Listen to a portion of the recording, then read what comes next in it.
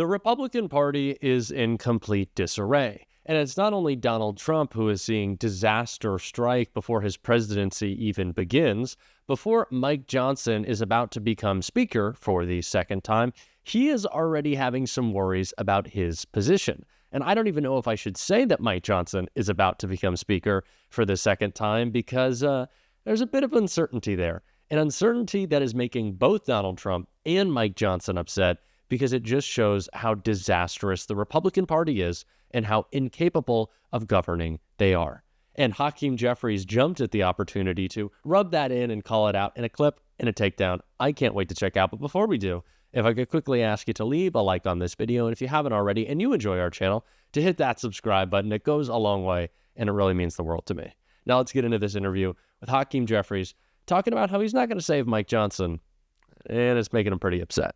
Hello, Leader Jeffries. Great to see you. I just wanted to start by asking you, I just gave my take on what a chaotic, hectic week this was, where Democrats essentially saved the day. But what did you learn from this week?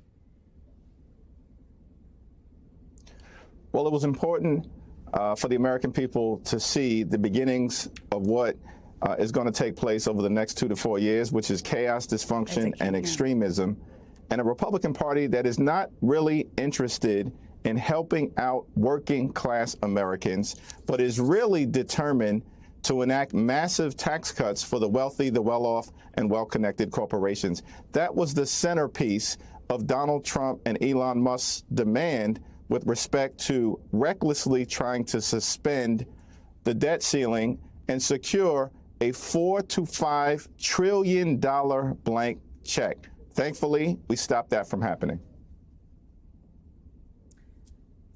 It's been quite a week, and one of the things I talked about a bit here, Leader Jeffries, is that Elon Musk, we saw Elon Musk take kind of a powerful role in his power over the Republican caucus. That surprised me, I guess. Maybe it shouldn't have. Did anything about how he wielded his power surprise you? Well, many people throughout the Capitol are saying that he has perhaps emerged as the leader of the Republican Party moving forward. And we'll have to see how that plays itself out over the next few weeks, next few months, and next few years. As House Democrats, our position is simple. There are 3 things that we should all be focused on in connection with the American people. First, lowering costs. Second, bigger paychecks for hardworking American taxpayers. And third, securing safer communities. That's going to be our North Star moving forward. And we'll see whether the incoming administration is prepared to join us on behalf of the American people. I know there were some, I listed a number of them, pieces that were in this bipartisan agreement that were stripped out of the bill before it went to the Senate. Some of them were saved in the Senate. But because of this whole chaos of this week, there has been questions about whether Mike Johnson is at risk of not being the Speaker of the House in a couple of weeks. What do you think? I think that's a real risk, and there will be no Democrats available to save him or the extreme MAGA Republicans from themselves based on the breaching of a bipartisan agreement that reflected priorities that were good for the American people. We're going to have to continue to work on several of those as we move forward, including plussing up resources for community health centers, which is a bipartisan priority that Republicans walked away from, even though it benefits people in urban America, rural America, small town America, the heartland of America, as well as Appalachia. But we'll have the ability to wage those battles over the next few weeks and the next few months, given that this is only a short-term continuing resolution that will expire on March 14th.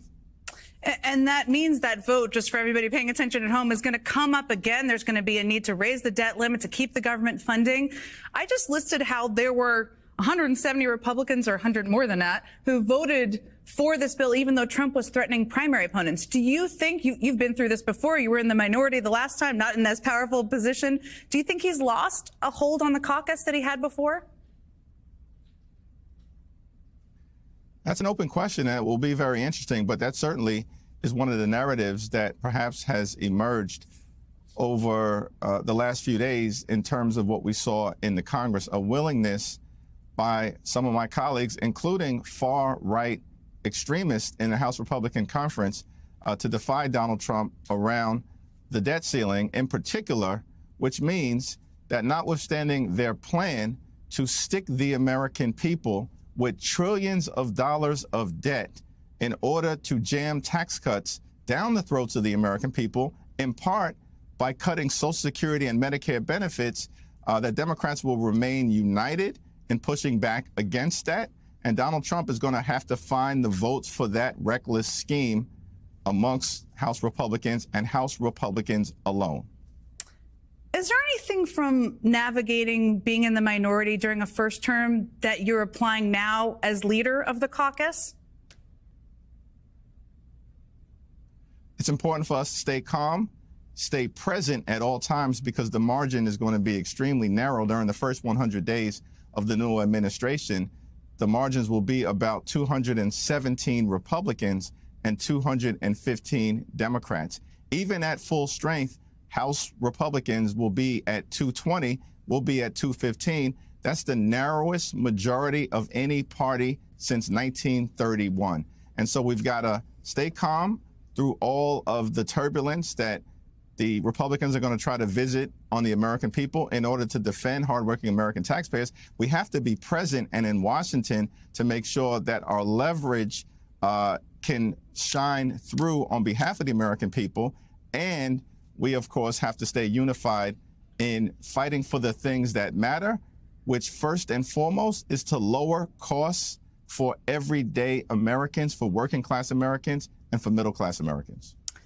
One of the pieces that came out of the November election that I don't think has got enough attention is that Democratic House candidates outperformed the top of the ticket, which I think, as we're looking for bright lines or lessons to be learned, is an important thing to reflect on.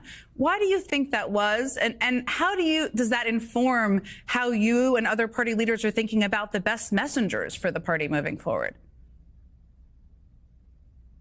We have incredible members of the House Democratic Caucus who are returning, who are in battleground districts all across the nation, and we're overwhelmingly successful. We have some red to blue candidates who were able to defeat Republicans. In fact, in this most recent election, we flipped a total of 10 Republican-held seats this year, and we were able to hold some tough districts as well. And I think it was in part because all of our members and all of our candidates focused on quality of life issues, lowering gas prices, lowering grocery prices, lowering the cost of housing, which is a challenge that impacts Americans all across the country. And we're able to overcome a national environment that was more adverse than what we expected. It's also important to note, Jen, as you know, that in the last Trump presidency, when the former president took office in January of 2017, there were 241 Republicans and only 194 Democrats. So the margin this time is going to be entirely different. And that's why we're going to fight as hard as we can to deliver real results for the American people and protect the things that matter, like Social Security, Medicare, and of course, a woman's freedom to make her own reproductive health care decisions. I think people are really happy to hear all of those priorities. So you have this new book. I mentioned it at the top. I have it for my kids. It's called The ABCs of Democracy. It's based on the first speech you gave as Democratic leader, which people can pop up and find. We'll repost it too. When you went letter by letter through the alphabet, I'm sure that took planning, to talk about what the Democratic Party stands for. It's quite relevant now, and it was a memorable speech. But tell us what you hope young people get out of this book.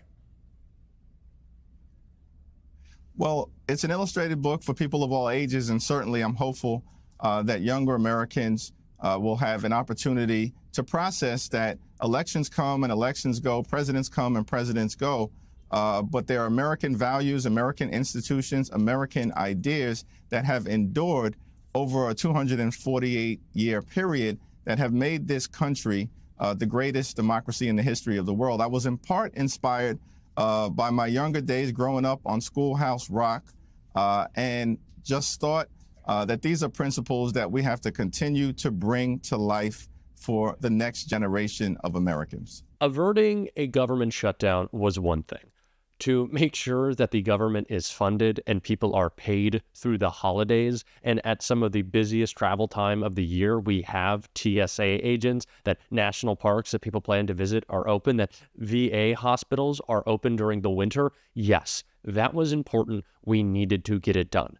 But the next time that the GOP is in a bit of a scuffle, that they are in disarray, that they can't figure out how to govern, and it's not going to directly impact people in the same way that a government shutdown would, then no, I don't think that we need to jump in and save them. Democrats don't need to jump in and save Mike Johnson. I don't know why we would. I don't know who is recommending we should, and we're not gonna. Hakeem Jeffries just made it clear. MAGA has to continue to show the American people that they don't know how to govern, and they're doing a really good job of that right now. So maybe we should just allow themselves to continue to shoot their own feet. They're failing. They are struggling. And the Republican infighting is only good for us. They are a party that only knows how to stop legislation from being passed, to interfere and to obstruct.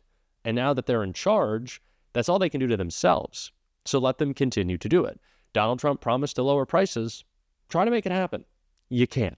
You are not going to. And in fact, it's only going to have the opposite result.